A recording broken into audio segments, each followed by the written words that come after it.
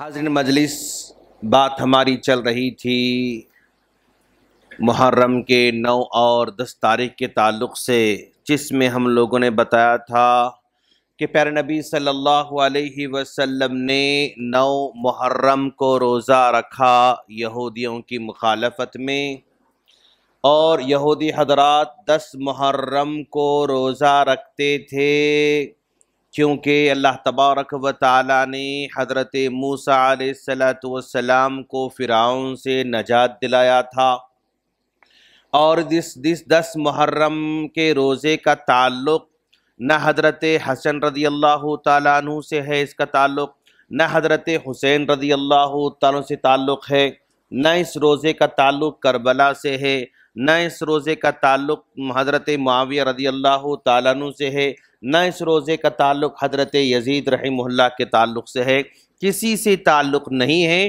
بلکہ اس 10 محرم کے روزے کا تعلق سیدھا حضرت موسیٰ علیہ السلام کی نجات سے ہے۔ حضرت موسیٰ علیہ السلام کو نجات کس سے ملی؟ حضرت موسیٰ علیہ السلام کو نجات اس فرعون سے ملی جس کا ظلم ہمیشہ صرف اور صرف کمزوروں پر ہوا کرتا تھا۔ فرعون کا ظلم بیوی پر ہو رہا ہے، اس قدر ظلم اپنی بیوی پر کہ بھائی وہ میدان میں لٹا کر سیدھے ہاتھ میں میخ گاڑ رہا ہے، بائیں ہاتھ میں میخ گاڑ رہا ہے، پیروں میں میخ گاڑ رہا ہے، اور اس پر چٹان رکھ رہا ہے۔ ایک معصوم، ایک کمزور جان ایک عورت ہے، ایک جو ہے صنف نازک ہے، اور اس پر اس قدر ظلم، یعنی اس سے پہلے دنیا میں ایک آدمی کا اپنی بیوی پر اس قدر ظلم کرنا کہیں ثابت نہیں ہے کہ اس سے پہلے کسی آدمی نے اپنی بیوی کو یعنی جسم میں میخ گاڑ رہا ہو اور ظلم کر رہا ہو، اس سے پہلے کی تاریخ میں کہیں بھی اس کا ثبوت نہیں ملتا ہے، اور نہ ہی اس کے بعد والوں میں سے کسی نے اپنی بیوی کو لٹا کر اس نے میخ گاڑے ہوں، اس کے بعد وہ تاریخ میں نہیں ملتا ہے۔ تو اتنا بڑا ظالم تھا، اور دیکھیے آپ، یعنی یہ بزدل ہونے کی بہت بڑی علامت ہے کہ وہ ہمیشہ کمزوروں پر ہی اپنی طاقت کا مظاہرہ کرتا ہے۔ یہ اپنے برابر والوں کے ساتھ آنکھ ملا کر ہی بات نہیں کرتا ہے، یہ اپنے برابر والوں کے ساتھ ذرا سا نوک جھونک بھی نہیں کرتا ہے، یہ اپنے برابر والوں کے سامنے کھڑا بھی ہونا پسند نہیں کرتا ہے، بلکہ اس کا ظلم ہمیشہ انتہائی کمزور لوگوں پر ہی ہوا کرتا ہے۔ آج بھی آپ دنیا میں دیکھیں گے کہ جو حد سے زیادہ ذلیل ہوا کرتے ہیں اور ان کے دل سخت ہوا کرتے ہیں، ان کا ظلم بالکل کمزور لوگوں پر ہی ہوا کرتا ہے۔ عورتیں ہاتھ لگ گئے، ظلم کی انتہا، بچے ہاتھ لگے، ظلم کی انتہا، نہتے نوجوان مل گئے، ظلم کی انتہا، جس کا کوئی سپورٹر نہ ہو، جس کا کوئی سہارا نہ ہو، جس کو کوئی ساتھ دینے والا نہ ہو، جس کا کوئی پیچھے کھڑے والا نہ ہو، ایسے لوگوں پر ہی ظلم کرتا ہے۔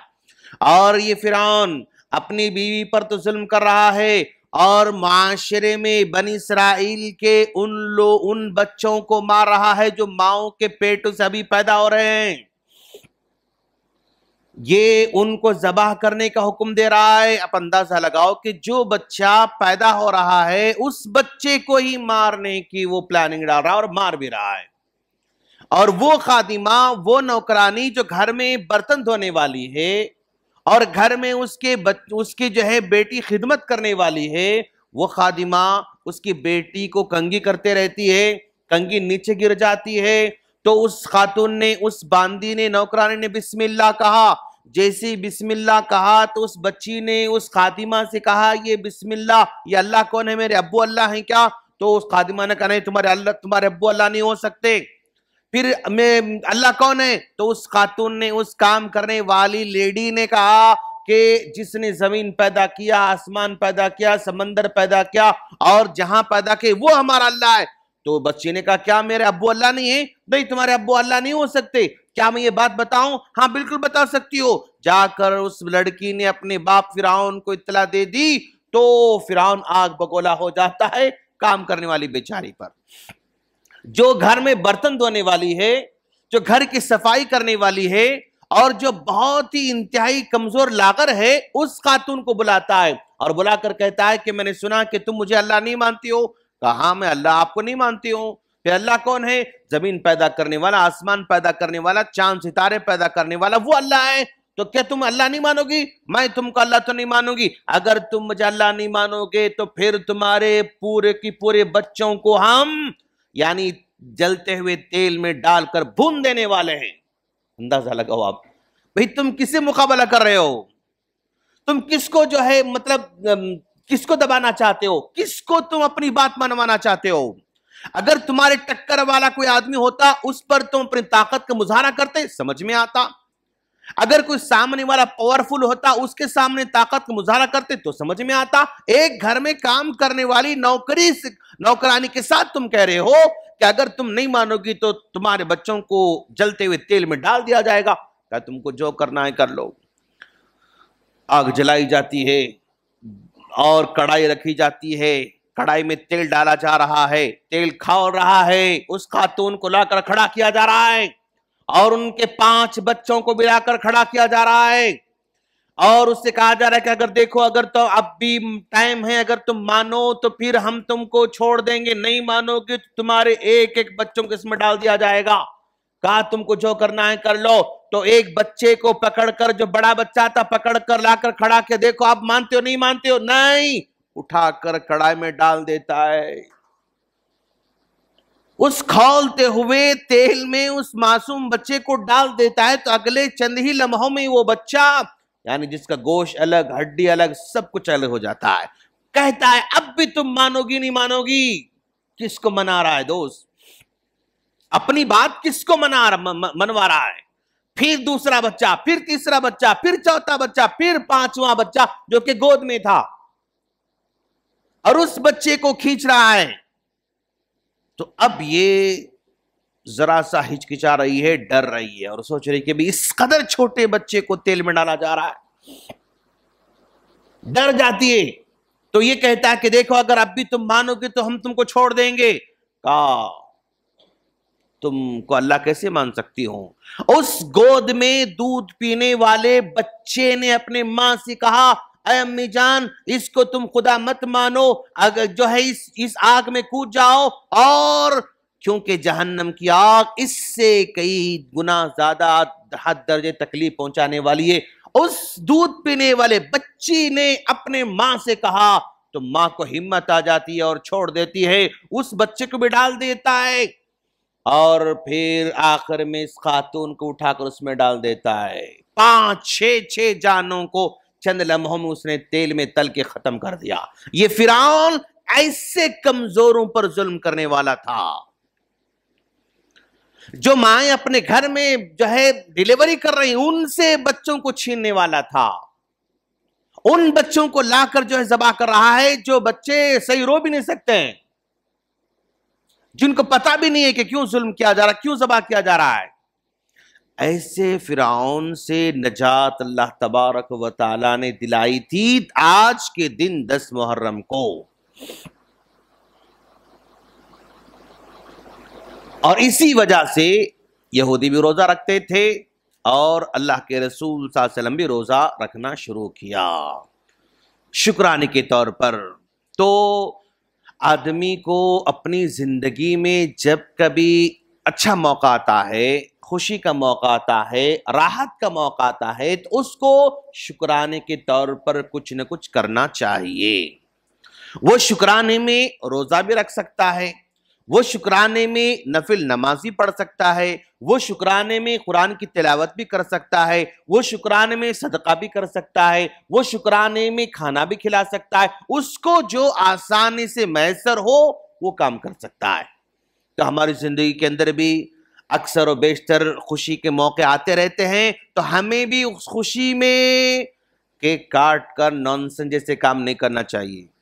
اس خوشی میں پھر جو ہے وہ کیا کہتے ہیں اس کو پارٹی اپنے گھر میں کر کے خود کھا کے خوش ہونے کی زیادہ بہتر ہے کہ آپ کسی اور کے ساتھ یہ معاملہ کرو. خوشی کے موقع آتے رہتے ہیں شکرانے کے طور پر. لَإِن شَكَرْتُمْ لَأَزِيدَنَّكُمْ. اللہ کہتا ہے کہ اگر تم میرے فلاں فلاں فلاں فلاں نعمت پر شکر گزار بنو گے نا، ہم تم کو اور نعمتیں تم کو دیں گے، اور ہم تم کو نعمتیں دیں گے۔ تو شکر گزاری کوئی کرتا ہے تو گویا وہ مزید اللہ تبارک و تعالیٰ کی نعمتوں کا حقدار بن جاتا ہے۔ اور یہ شکرانہ عبادت سے ہو سکتا ہے، صدقے خیرات سے ہو سکتا ہے، اور زبان سے ہو سکتا ہے، اور جو نعمت اللہ نے ہم کو دے رکھی ہے نا، اس نعمت کو صحیح استعمال کر کے بھی اللہ کا شکر ادا کر سکتا ہے۔ جو مال ہم کو دیا، اس مال سے حرام کام نہیں کرنا، صرف حلال کام کرنا، تو یہ شکریہ ہے۔ جو جسم ہم کو دیا ہے، اسے حلال کام کرنا، حرام کام نہ کرنا، یہ شکریہ ہے۔ تو جو بھی نعمت اللہ نے ہم کو دے رکھی ہے، اس کا صحیح جگہ استعمال کرنا بھی شکر میں شمار ہوتا ہے۔ تو آج کا دن پیارے نبی صلی اللہ علیہ وسلم کے لیے شکرانے کا دن تھا، حضرت موسیٰ علیہ السلام کے لیے شکرانے کا دن تھا۔ کیوں؟ موسیٰ علیہ السلام کا پورا پریوار، پورا کا پورا خاندان نہتا خاندان تھا، اس کے پاس مقابلے کا تصور بھی نہیں تھا، مقابلے کا تصور بھی نہیں تھا۔ اتنا کمزور، اتنا یعنی ذہنی طور پر کمزور، مالی طور پر کمزور، اور وہ پورے کے پورے مطلب قبیلے خاندان کو یعنی گدھوں کی طرح وہ استعمال کرتا تھا۔ یعاملون معاملۃ الحمیر، اللہ خود کہتا ہے یہ فرعون بنی اسرائیل کے ساتھ، موسیٰ علیہ السلام کے قبیلے کے ساتھ گدھوں کی طرح معاملہ کرتے ہیں۔ رات میں بھی خدمت لینا ہے، رات بھر خدمت، دن میں خدمت لینا ہے، دن بھر خدمت، جب لینا ہے تب خدمت، یعنی اینی ٹائم 24 آورز میں جب دل چاہے اس کو خدمت لینا، اور جب دل چاہے اس کو مارنا، جب دل چاہے اس کو ذلیل کرنا، یہ اس کا شیوا تھا۔